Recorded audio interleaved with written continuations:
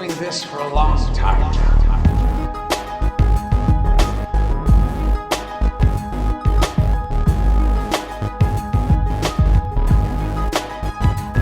Help them start to rebuild it. At the beginning of each term, with the schools that I work for, and realistically every group that I work with, that I come in contact with, I usually open up this discussion when we first meet, like on orientation day, and it's a lot about the purpose and the reasons why my students choose the path of nursing. And I think it's an important discussion overall for any vocation and any profession to always highlight why. It's an important discussion to always highlight why we're doing something. Not only nursing, but every vocation has the challenges, and there are bad days, there are difficult days, and it's important to always remember the big picture, ultimately why you're on the path that you chose. I get a lot of different reasons why people start nursing school, or why they want to be a nurse. I get some, that do say it's a stable position to have, or it's financially beneficial. Some also say that they've always wanted to be a nurse, and those are all obviously very deep and good reasons to do work like this. I got one interesting answer from a student this term, and they said that they were inspired by nurses in the pandemic this past year, and which is obviously really good. But they mentioned something that kind of made me feel and made me think a little bit. They were saying that they wanted to be a hero, and they looked at nurses like heroes because of how they worked in the pandemic and everything. And this person said that they don't have any family members that were nurses, and that they wanted to be known as that person, that hero. And obviously I didn't have this full-blown discussion with the student then, but it made me think a lot, because being a nurse is any medical field or any essential worker, any frontline worker this past year has been labeled a hero. And not that I disagree with that, but that's not the reason why. I don't believe it's the reason why people chose their vocation. I don't think anybody chooses a vocation to be labeled a hero. This is probably not what that student meant. Obviously, I'm just trying to dive deeper because it kind of clouds the actual work that we have to do. And from my experience being a nurse, and if you're a nurse and you're listening to this, you know how hard it is day in and day out, the type of work that you do. And this is for any line of work, any profession or vocation that calls you to do things that are uncomfortable, that calls you to do things that whether you like it or not, whether you feel good or feel bad, you still got to pull through, because it's more than you. The work is about others, and it's nursing is a giving vocation. And if you have a vocation right now that there's days where you show up and you're not fully there, or you don't want to be there, those are the days that you really have to grind it out, and ultimately not let your clients even see or feel that you don't want to be there, or that you're struggling that day. Right? I always tell my students, don't walk into the room with that vibe where a patient can really feel you before you even say a word, and the patient would know, this person doesn't even want to be here right now. It made me think a lot about why I chose nursing and the experiences I've had. And I remember way back then when I was new, I put a lot of stake on how I was perceived by patients and by my coworkers. And there were days where I felt very proud for the work that I did because I got recognition. But more importantly, I remember those days where I know I gave a lot, and I know that I went above and beyond for some patients, and I went the extra mile for these patients. And I remember at the end of the day, patient basically told me that they weren't satisfied with the work that I did. And I remember feeling like crap that day because I was like, are you serious? Like, I gave you everything and I wasn't even feeling well, or I sacrificed so much today.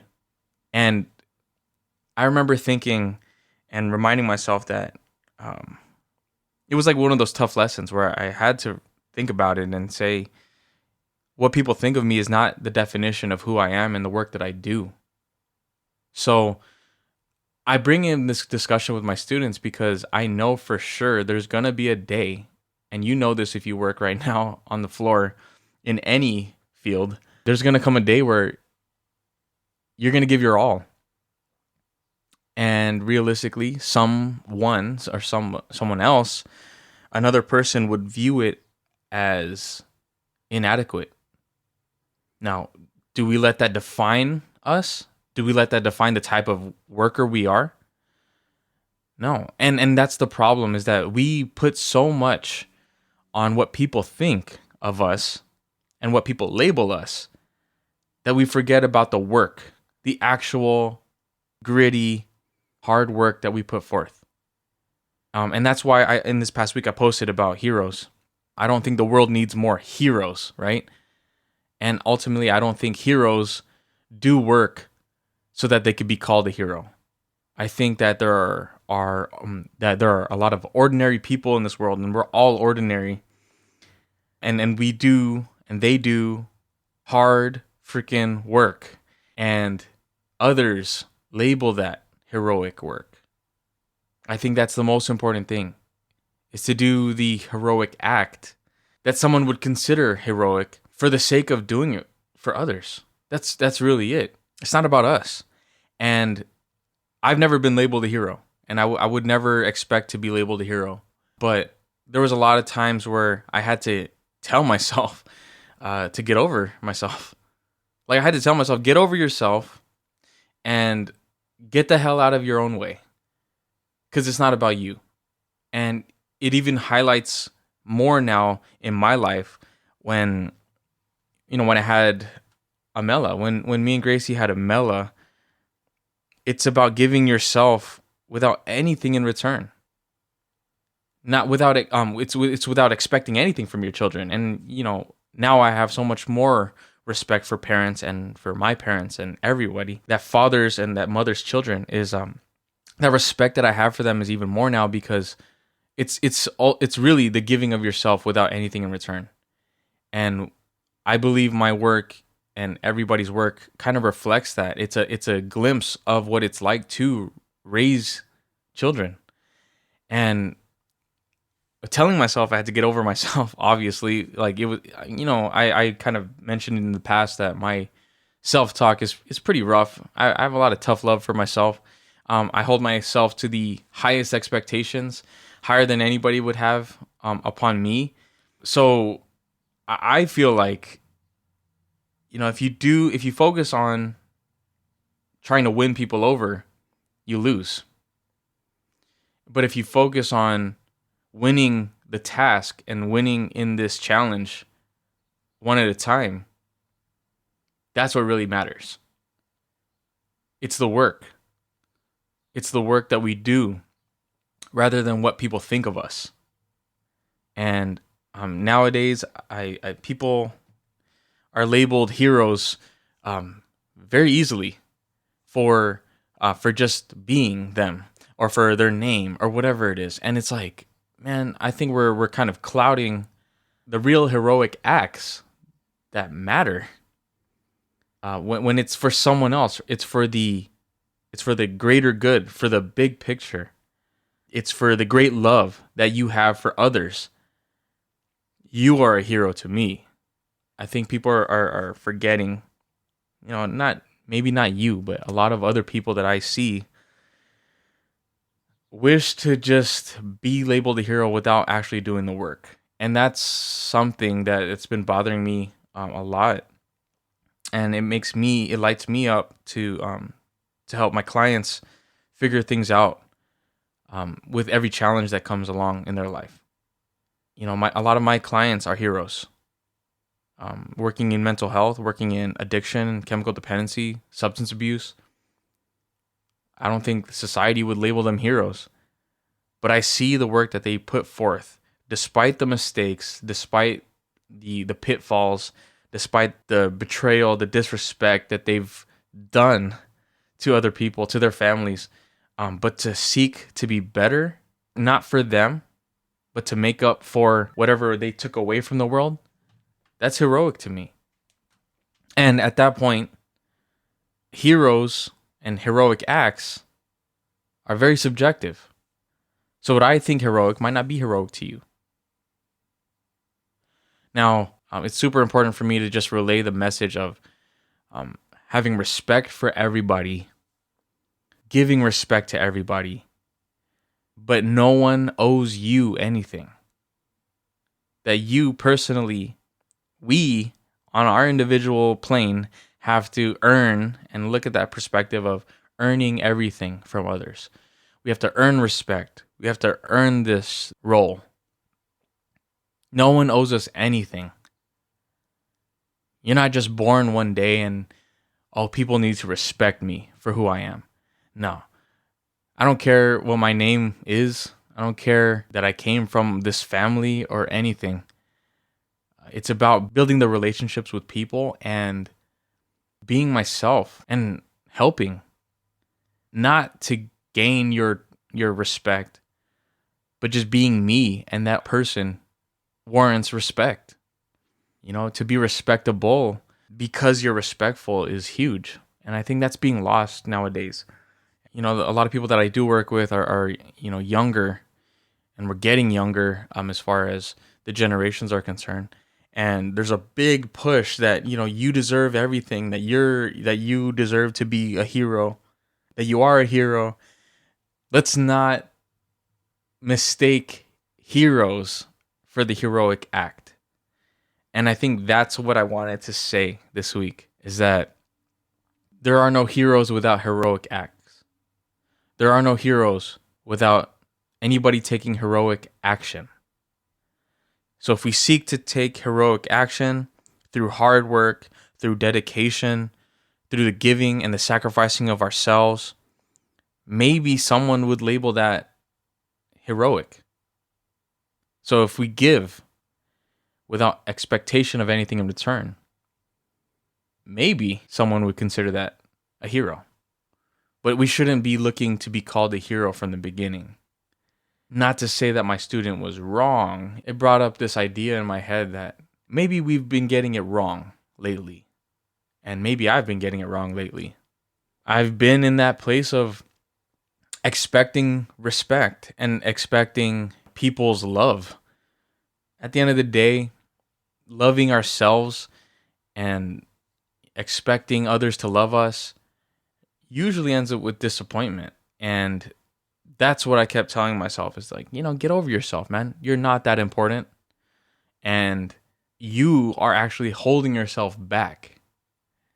I told myself that I was holding myself back from actually doing good work because I thought that I deserved things before I even earned them. And that was a huge understanding on my part that, at the end of the day, the world continues to move, whether I feel good or feel bad. Now, the question was, did I want to participate in the world?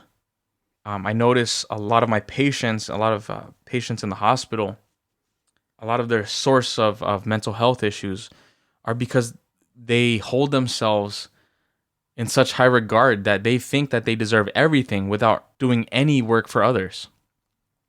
A lot of us that deal with mental health issues, it's because, I don't feel good, so the world needs to stop for me. Or I don't feel good, so, they should understand me. At the end of the day, way back then, call me traditional, but work was the minimum. Like, you had to do work to actually earn something. And, yes, technology is huge for us now, and everything's high tech. Push of a button, you can get this right away, get it delivered to you, and I think that's why it's going to be even a bigger problem later on, where we're kind of losing ourselves. it was respectable to have work. And I was of this idea that you got to do what you love so that you don't feel like you're working. Well, I don't agree with that anymore. I think work is work. And if you're able to work, whether it's manual labor, whether it's decision making, whether it's writing, whether it's art, if it's your means of survival for you, for your family, for the person next to you, for your friends, work is work. And it doesn't matter what line of work you're in. The heroes are the ones that wake up every morning doing their best, whether they want to or not. So my biggest thing now is what work can we do without any expectation? We have to be accountable for ourselves. We have to take responsibility for ourselves and our own work. And I think if everybody does that, I think we're all gonna be very, very successful and beneficial towards each other. And I think that's what's gonna help the world be better. Taking accountability, taking ownership of the work that you put forth without any expectation. If you work hard, I think the goodness that results from that is more important. There's nothing more valuable in this world than what you can provide to others. What we can provide to others. I don't think the world needs more heroes. I think we need hard workers again. And, my thoughts and anticipation are for the coming years that we have. I think this past year woke everybody up in different ways. Me in particular, I realized that I love what I do. I love working with aspiring nurses to give them the right mindset and perspective. I love working with clients in the hospital. I love communicating with people again. And that's what's lit me up. And, whatever this is, the podcast is honestly, it's really just for fun. I can try to make money off of this, put ads and stuff, but I mean, at the end of the day, this is really not to make money. And I think I'm realizing even more the path that I'm taking for education is something that I love, that I'm going to keep doing. I'm going to continue doing this forever until I can't, right? So that's basically it. If we all take heroic action today, I think the world turns a little bit better. And rather than looking at what everybody else is doing, you're focused on your work and who you are and what you provide to the world. I think there's going to be way less drama in this world. I think the past few months for me have been very challenging. Whether it's, work, whether it's raising Amela, whether it was whatever it is, society, politics, government, whether it was losing loved ones, it's been a crazy few months, and things that I had planned might not have panned out, and that's fine. At the end of the day, am I learning? Am I trying to get better? And I think if we all strive to just get better like that, then I think we'll be okay. I do have hope for our future. Yeah, I think that's my message. No one owes us anything. And in contrast, we need to earn everything. And we earn that by working hard and doing our best at what's in front of us.